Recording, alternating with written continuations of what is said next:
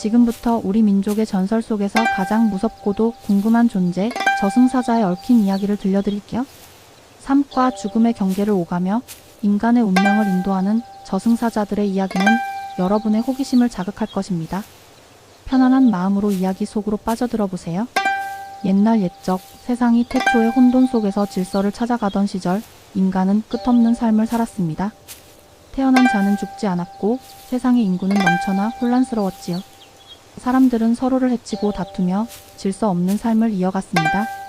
이 모습을 본 하늘의 신 염라대왕은 인간 세상의 혼란을 바로잡기로 마음먹었습니다. 염라대왕은 죽음의 개념을 만들었습니다.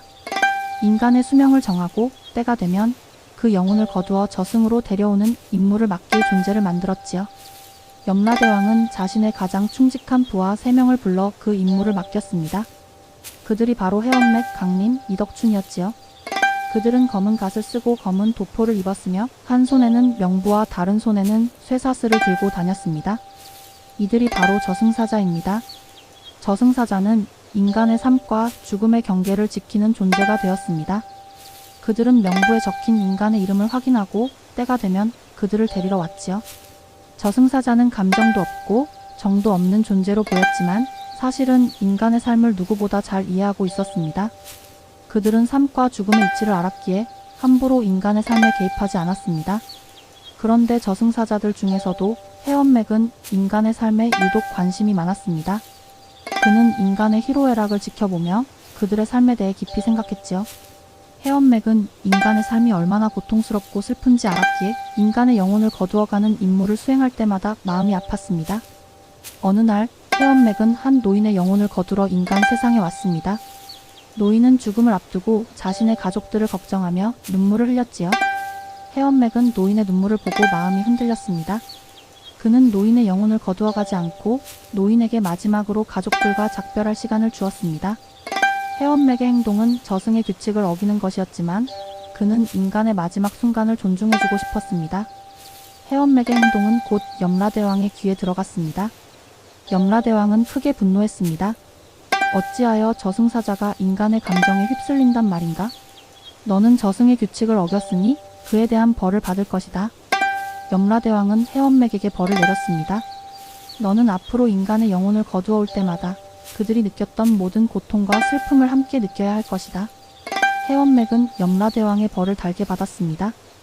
그는 영혼을 거두어갈 때마다 그들의 고통을 느꼈고 때로는 영혼의 한에 휩쓸려 자신의 몸마저 고통스러워했지요. 해엄맥의 고통을 본 다른 저승사자들은 해엄맥을 비웃었습니다. 보아라. 인간의 감정에 휩쓸리면 저렇게 되는 것이다. 우리는 오직 우리의 임무에만 충실해야 한다. 그러나 해엄맥은 그들의 비웃음을 개의치 않았습니다. 그는 고통 속에서도 인간의 삶을 이해하려 노력했고 인간의 슬픔을 함께 느끼려 했습니다. 그러던 중 저승사자들에게 큰 임무가 주어졌습니다. 한양에 있는 한 고을의 모든 영혼을 거두어 오라는 명령이었지요. 그 고을에는 억울하게 죽은 영혼들이 많았는데 그들은 저승사자들에게 강하게 저항했습니다. 저승사자들은 억울한 영혼들의 한에 휩쓸려 임무를 수행할 수 없었습니다. 그들의 명부는 찢겨나갔고 쇠사슬은 끊어졌습니다. 저승사자들은 염라대왕에게 돌아와 도움을 청했습니다. 염라대왕님, 그 고을의 영혼들은 너무나 한이 깊습니다. 저희의 힘으로는 그들을 거두어올 수 없습니다. 염라대왕은 저승사자들의 무능함에 분노했지만 그들의 말이 사실임을 알았습니다. 그때 염라대왕은 해엄맥을 불렀습니다. 해엄맥, 너는 인간의 감정을 이해하니? 네가 가서 그들의 한을 풀어주고 영혼을 거두어 오너라. 해엄맥은 염라대왕의 명령을 받아들였습니다. 그는 홀로 그 고을로 향했습니다. 해엄맥은 억울하게 죽은 영혼들 앞에 나타났습니다. 영혼들은 해엄맥을 보자마자 그에게 달려들어 울부짖었습니다. 우리들의 억울함을 풀어주시오. 우리는 이대로 저승으로 갈 수 없습니다. 해엄맥은 영혼들의 한을 직접 느꼈습니다. 그는 그들의 억울함과 분노 그리고 슬픔을 온몸으로 느꼈지요. 해엄맥은 영혼들에게 말했습니다. 나는 너희들의 한을 풀어줄 수는 없다.